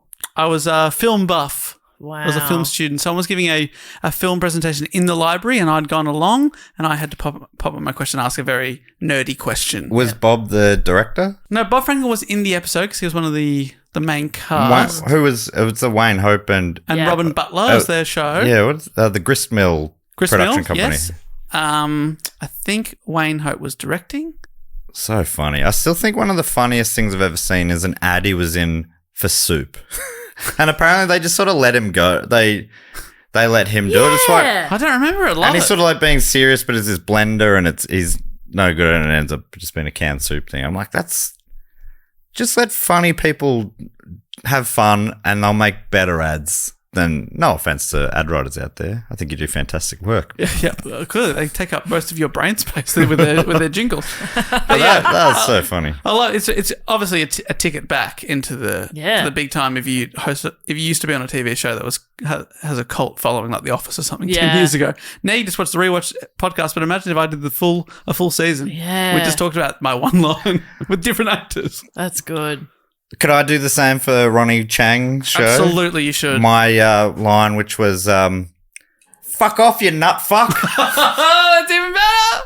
That's great. And your character was not fuck. No, Ronnie was dressed as a bag of nuts. And I was just a uni student walking past. But you were about 48 years old at that time playing a uni student. Have you heard of mature age students? And I was 170. That's that would be. I'd listen to that episode. I'd listen to that series. Listen to that whole podcast. Sounds great. I'm not a narcissist, so I don't want to watch myself. Okay. So I think I would do the Golden Girls with yeah. Betty White. Oh, that'd be great. Oh, that actually would be so awesome. I think I'm probably going to take up Daniel on old Saints episodes. Fuck, it'd be Parks and Rec. I'd do Parks and Rec. What the fuck am I talking about? Of course I'd do Poirot Parks would be and Rec. great because it's like Am I different invisible? casts every week. Parks and Rec, you've already done Golden Girls. I know, I'm Jeez. Doing Golden Yeah, I think Girls. Poirot would. Poirot, and also actually, though, who am I kidding? I would absolutely watch Diagnosis Murder with Shane Barry. Oh, and every week you And of could course play Dick. Shane Barry and Dick with Shane Barry and Dick. Wow. Exactly. See That if would- their answers change. Yeah. That's nice. And I'd call it Diagnosis Fun. Oh, yeah. That's great. I mostly just couldn't remember any of my lines from shows I've been in, and I don't think they were very good. Yeah. Yours are good. Yeah, my line was great. Mine was I was also in a Wayne and Robin show, Investigators. Investigators, That sounds right for a podcast. and I was whatchamacallit? Librarian. No, Cafe owner. fucking Were you green in- grocer. Dog Yes. wrestler. I was a dog wrestler. You had a dog though. That was in Naomi's show. Oh. My only other credit. Check Sounds me like out on you- Netflix. Sounds like you got two podcasts you can start then. Yeah, wow, that'd be fun. Fantastic. Thank you so much, Daniel, for that question. There's too many, I'd love just imagine Simpsons with the Simpsons cast would be pretty sick. Imagine like all you had to do for a podcast was watch an episode of a TV show. Oh, yeah. Like we're idiots that we've set ourselves up With the homework. for so much homework. But we learn, we live, I don't learn. and we laugh. You learn. I laugh. That's for sure. I definitely retain something. I got nothing, but God, I laugh. The last one this week comes from Sophie Tudor, and that's how you pronounce it. Don't let me forget again, please. And Sophie Tudor's title is Group Mum, but I'm not very physical, so go see your dad if you need a hug. Okay. That's fair. And Sophie's given us a swap announcement writing. Ooh. Oh, this is another great perk of being a patron. Sophie organises these gift swaps. Yeah. With patrons from around the world. So nice. Done snacks and books and a few other things in the past. T-shirts. Now, Sophie writes, I don't know about everyone else, but my 2023 has been a bit of a shit show so far. Sorry to hear that, Sophie. I was just about to check. We went on a plane with her, but that was 2022. Because I was worried for a split second that we You were ruined part her of that, year. Oh, that's Yeah. right. We went on a Concorde together. So let's do something happy and fun. Later today, I will go to the nicest corner of the internet and post the sign up for Top Swap. Oh, maybe T-shirts is coming out. That's what I've seen. Okay. It's a t-shirt swap, but Top Swap is more fun to say. You are 100% correct. Top swap. Top Swap. Toss up. Sorry for rambling. Jeez, that's so efficient. Not at all a ramble. Sorry for rambling, and thank you so much for all the work you put into this network. You're the only three getting me through this year. Oh, Sophie, I really hope your year's picking up. Really appreciate all those swaps you do. Yeah, you such And just a, your vibe in general, so totally, great. Such a great. We're so lucky to have you in our little community. It's so lovely. I fully concur with that. Feel very lucky to have you involved, Yeah. Sophie. Dave? Ah, so No, we do have such a lovely group, so lovely. and there's some of them are our favourites. Sophie's on the list.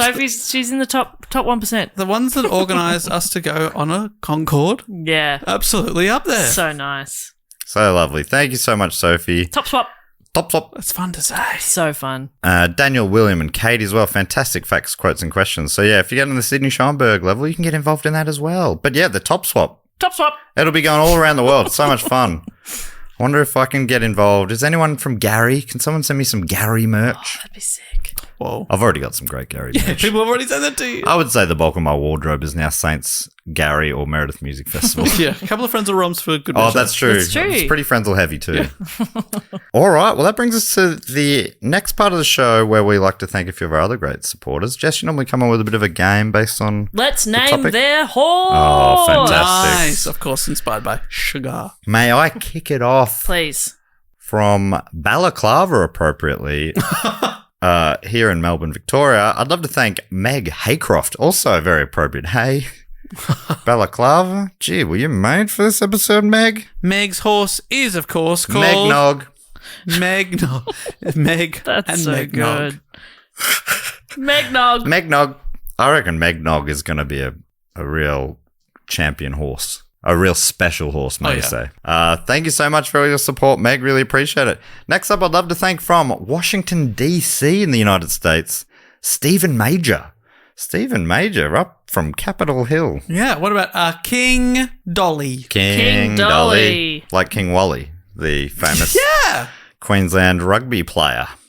League player. Apologies to rugby fans. Thank you so much, Rugby league. Stephen Major, a.k.a. King Dolly. Dolly. Well, that's the horse. Oh, King. Stephen Major's riding King Dolly. Yes. To victory. To victory, yes. These are all in different races and all winning races. Group 1. All Group 1s. Does that mean really good? That's like top. That's the Wow. top group. Guys, I've logged on to a horse name generator. Oh my God. This could change our whole Logged lives. on. Give us. With the Duke on email, how much spam will we be getting from the horse We generator? already get so much spam. What do you need? What inputs do you need to spit something out? Nothing. Whoa. That works Beautiful. out really Here we well. go. All right. And we can modify if we need to, but I doubt we will. This is a horse naming generator We after got all. this. I'd love to also thank, finally from me, from Henderson in Nevada in the United States, it's Cynthia Sanford. Spooky whisper. Oh my God. Okay, that is way better than what we were doing. Great. With apologies to Megnog and King Dolly. No, hang on. They're pretty I'm going to good. say they're pretty good. They're pretty I think good. Spooky Whispers in the right ballpark. It's given me Spooky and Whisper separately. I've put them together. Yes. Oh, beautiful. So, So- there's still a human involved here. 100%. This could not happen without me. Okay. Spooky Whisper is so great. Really I'll give you good. some more lovely names here, Please. Jess. I'd like to thank from Maura in Queensland, or Moora, it's Dean Drennan. Toronto Tap Dance. Did you bring them together as well? Yeah. Oh, that's fantastic. These are working better together than separate. Toronto Tap Dance. That Imagine sounds calling like a horse Toronto. Yawn. Toronto But Tap Toron- Dance. I'm in. All my money on Toronto Tap Dance. that sounds like an 11 to 8 horse if I've ever heard one. TTD. Coming down the outside is Toronto Tap Dance. Dance. That's fun to say. I would like to thank from Ridgecrest, California, it's Annabelle Martino. Stormy Goliath. Oh my God, Stormy Goliath God. is fantastic. I'm going to outsource everything to this thing. I love it. And finally, Everything? everything. Naming my child. Well, yes. Doing the shopping? Yeah. What should I buy? Stormy Goliath. All right. Okay. Well, sorry, honey. You asked for staples. From East Grand Rapids in Michigan, it's the C3. Whitewater Bob. Whitewater Bob. That's awesome. That is good fun. The C3 as well, fantastic name. Grand Rapids sounds like a place I'd like to visit. Yeah. Yeah. Is it my turn to thank some people? Grand. Yeah. Okay. I would love Please. to thank from Scottsdale in Tasmania, Katie Salisbury. Okay. Oh, Tornado Dreamer. Oh my. Yes. There's no way we would have come up with anywhere near as good as these names. Tornado Dreamer? That's Holy really good. shit. I would also love to thank from Cannon Falls in is it Minnesota? I reckon it is, yeah. Or Maine. No, it's Minnesota. Minnesota. Love to thank Andrew. Oh, Splitstoza. Wow. Andrew Splitstoza. That's incredible. All right. From Cannon Falls. Jackpot Geronimo. Jackpot Geronimo's taking them on the outside, coming down, straight to number one. Straight to That's number one. good. How many splits are there? I don't know. I've never seen a horse race. I think it could be a couple. Depends. Every track's different. Geronimo Yeah, that's what's beautiful about them. coming straight down the corkscrew now. Flipping upside down. Oh, the jockey has fallen to his death, but the horse continues on and wins. Group Right. 1 slipper dip. What happens if a jockey falls off and the horse still wins? It doesn't win, unfortunately. That's not fair. Yeah, the horse The horse is still won. doing all the work. Yeah. That's not fair. Sorry, jockeys. Don't come at But me. if the jockey hangs on, Matt, Yeah. and they die, Yeah, that was an early episode of Who Knew It asked that question. It was a I think they funny know- little Wow. loophole. they Was gave him the the horse won, right? Yeah. That rings a bell. Was I there or have I just listened? You 'Cause might have I'm listened. It was a big Kirsty fan. and Dave. Right. I'm a big fan of Oh, that's Who Knew very It. nice. Bopper? It's my faves. And not out of obligation. Because you are obliged. Oh, 100%, but I actually enjoy it.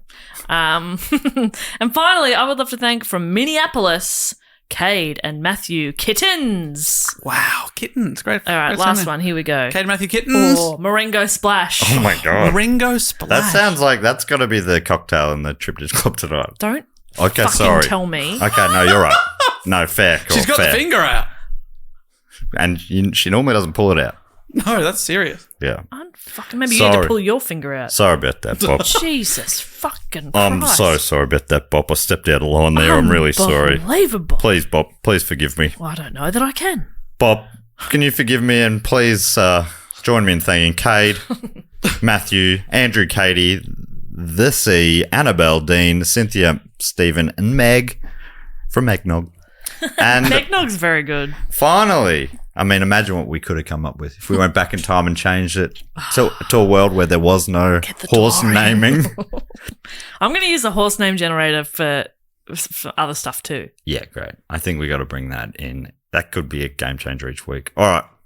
Now, Dave, you're very good at explaining how the Triptych Club works. Well, the Triptych Club, it's our clubhouse, our hall of fame, if you will, our hangout zone to celebrate the people that have been supporting the show for 3 consecutive years. They've already had a shout out a couple of years back, but to thank them again, we induct them into this hall of fame called the Triptych Club. And inside, it's a bar, it's a clubhouse, it's a gig, it's a chill out. area. There's a hockey table. There's billiards. There's bands that play. Jess is behind the bar. Every week she adds a new cocktail and a new hors d'oeuvre or a bit of food. So Must be stressful because you keep the old menus still exist, right? These are just adding to an there's now hundreds of drinks. But I think it helps that we kind of add slowly. So it really feels like every week I have to learn one new recipe. Yes. And your mind is very good at retaining old information. Yeah, and it's sort of, I think it's muscle memory. Yeah. A lot of the time too, people will be like, can I have this? And it's from like episode 50 and I'm like, yeah, no worries. Yeah. So that's nice. But yeah, it is a lot, but that's just part of the perks. I probably also, which is obviously a catchphrase, but the one of their helpful things as well is that most of the things you've put together over the last year are undrinkable. Yeah, they are. There's a lot of dog shit on there. Yeah, so it makes the choice a lot easier. Yeah, and very, very hot soup. Yeah, the soup is too hot. And it is not cooling down. Dangerously hot, some would say. I lost my mind that episode. It was I a beautiful laughed so hard. I loved it. It's too hot. I remember it well. I have a special cocktail this time. Oh, great. It's called the Celestial Jelly Bean. And what I've done is I've got jelly bean infused vodka. Remember when you would do that as a teenager? And it's essentially just that, but then with other stuff. That sounds great. I never did that as a teenager, but I love really? I Never love put the Skittles in vodka and you just let it sort of sit there and then you got Skittle flavoured vodka? No, but... Or with Red Rippers? No. Delicious. Oh, yes, I did that one. Yeah. It goes red. Yeah. I love that. That delicious. sounds awesome, though. It was awesome. I did go to just do shots of Frostbites it. though, and they had the slushies Oh. of all those. Like I used to love the musk flavored A slushy. musk slushy. So I think they did that. They just had the. But I paid a premium. You were doing it at home for much better value. Auntie Donna did it at one of their About Tonight specials with vodka, and then the show was over and we just had a lot of vodka left over, so we were just doing shots. Okay. And then I went to a pub where I went to Spleen because that's where everybody was because it was a Monday night. And I walked in thinking I looked quite sober. And Adam Knox told me later that was not the case. Were you on the lineup? Like, hey, everybody! And they're like, oh, fuck. Were you on the show? No, Oh, okay. just catching up with friends. That would have been fun to see you on stage off the chops. Dave? Oh, wait. So, yeah, we've got a cocktail That's there? a cocktail, yep. And Dave, do you have a band booked this time? You're never going to believe it. I have booked this week. I've been trying to get this guy for years. One of my all-time favourite songs. He'll be performing it. Peter Sarstedt, and he'll be performing Where Do You Go To, My Lovely. I want to know. So, a great track. No, different song to that one. Okay. What? How is it a different song to that one? I want to know. Yeah, that's what no, I'm afraid it's a different song. Oh, okay. What? It's Where Do You Go To, My Lovely? Do you know that song? And No. It's amazing that I booked him this week. This is the coincidence because there's a lyric in the song where he says, "Your name, it's heard in high places. You know the Aga Khan. He sent you a racehorse for Christmas, and you keep it just for fun, for a laugh."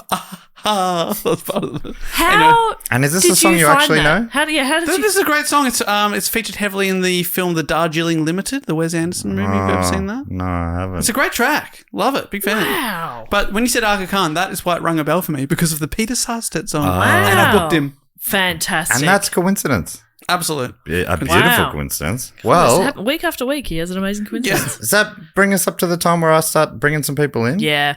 We've got 8 inductees this week. Great. Love to welcome in. A little theatre of the mind. I'm standing on the door, about to lift the velvet rope. I've got a clipboard. If I read out your name, you jog on in because the crowd, everyone who's already in there is cheering your They're name. losing their freaking minds. Dave's on this stage. He's emceeing. He's hyping you up. Jess is hyping up Dave. Yep. Are we ready? Yes. All right. I'm lifting the rope. Here we go. Please Dave, hold welcome my hand. Oh, Here we from go. Manchester, New Hampshire, in the United States. It's Jill Stewart. it's a real thrill, Stuart. Woo! So put my hand out and shake Jill's hand. From Address Unknown, can only assume from deep within the Fortress of the Moles, it's Tim Randall. I'm a real fandle of Tim Randall. Yes. From Brie, it's from California in the United States, it is Brandon Kilpatrick. Some people like their oysters Kilpatrick, but I prefer my Brandon's Kilpatrick. Yeah, come on in, Brandon. From Orlando, Florida in the United States, it's Patrick Plamondon. Flamondon. I am a Flamondon. Okay, you're going to have to talk me through that one. No, just keep going. Don't ruin the flow. Plam. Orlando, you're magic to me, Patrick. I've got a plam. Yes. It's to hang out with Patrick Plam on the... Yeah. Nailed From it. Cincinnati in God's country, Ohio in the United States, it's Andrew Hetrick. This night is about to get hat-trick. Woo! Sounds a bit like hectic. Yeah. And a bit like hat-trick. Yeah, I'm on a hat-trick. It says as a New Zealander on a hat-trick. Okay. From Richmond in Virginia in the United States, it's Luna. I love you to the moon and back. From If you'll be my baby. From Edinburgh in Great Britain, it's Jasmine Lindemann. Jasmine. You're coming in. Oh, You're the Linda man. you da Linda man. There it That's is. pretty good. I was because written down it looks like Jasmine. I was going to say you're Jasmine, but that sounds weird. It does sound weird. So I've gone with you. Thank you so much, Matt. Appreciate you. Finally, from address unknown, can only assume again from within the Fortress of the Moles, it's Mariko. Mariko. The freako. Yeah. In a good way. Yeah. High five to make sure that they're in on the show. They know that we mean that as praise. Welcome in Mariko, Jasmine, Luna, Andrew, Patrick, Brandon, Tim, and my cousin Jill. Make yourselves at home. Grab yourself one of those drinks that Jess said and The celestial jelly bean. have a listen to that. Peter Band Sarsted. that Peter Dave was talking Sarsted. about. And From get the, some very hot soup. from the 60s. And let us know, Jess, anything we need to let them know. If you want to go onto that horse name generator, it's on thestoryshack.com/tools/horse-name-generator. Check it out. I just picked up the pen. What? I was going to try and write it down. You can also suggest a topic. There's a link in the show notes. And you don't have to be a Patreon to suggest a topic. If there's a story that you think would make for a good episode, send it our way. We love your suggestions. And you can find us at Do Go On Pod across all social media, and dogoonpod.com is our website. If you want to hear about future tours and live shows and that sort of stuff, we're behind the scenes talking about a few exciting things. The Patrons will be the first to hear about it. But then if you follow us on social media, that's another place to find out. So certainly you'll be the first to hear about and the first to be able to get tickets if you go to patreon.com/dogoonpod and sign up on any level. But also follow us on Do Go On Pod on. We're close to 10K on Instagram in particular. Whoa. We'd really like to. Right now. That's almost half of what you have, Jess. Could you send a couple our way, mate? Come on. I try, but they're like, no thanks. No nerd tent. We're just here for Jess's hot girl era. Yes. And boy, oh boy, are we in it. We're in the thick of things. I'm so freaking hot right now. Oh my God. You're hotter than this soup we're staring next to. Dave, boot this home. Hey, we'll be back next week with another episode. But until then, I'll say thank you so much for listening. And until then, goodbye. Later.